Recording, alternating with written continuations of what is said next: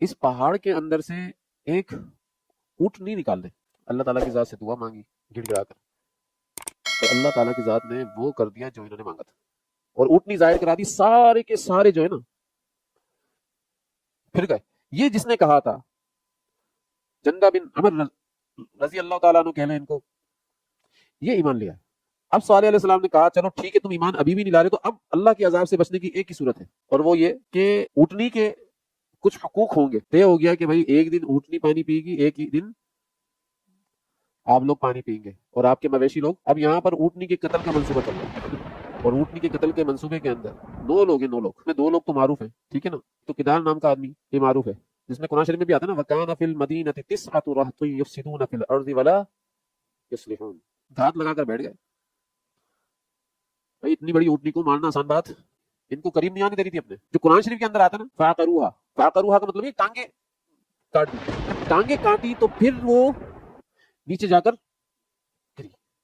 جب اونٹنی کے بچے نے یہ دیکھا کہ میری ماں تو قتل ہو گئی ہے, وہ بھاگا ہوا پہاڑ کی طرف چلا گیا, وہ پہاڑ کی چوٹی پر چڑھ گیا. جب صالح علیہ السلام کو یہ خبر پہنچی کہ بھئی اونٹنی کو قتل کر دیا ہے, دیکھو حت الامکان جو ہے نا نبی, اور جو نبی والا کام کر رہا ہوتا ہے وہ کوشش کر رہا ہوتا ہے کسی طریقے سے اللہ کے عذاب سے بچے, کسی طریقے سے اللہ کے عذاب سے بچے.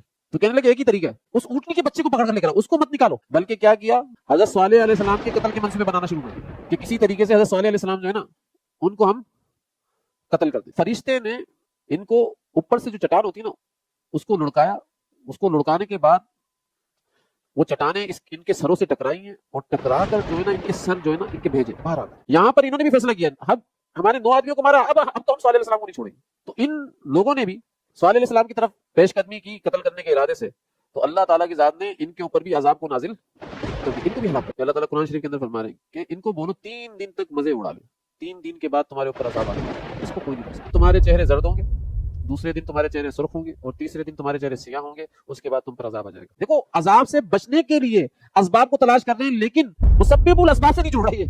تو اللہ تعالیٰ کی ذات نے جبرائیل علیہ السلام کو بھیجا, اور جبرائیل علیہ السلام نے ایک تیز چیخ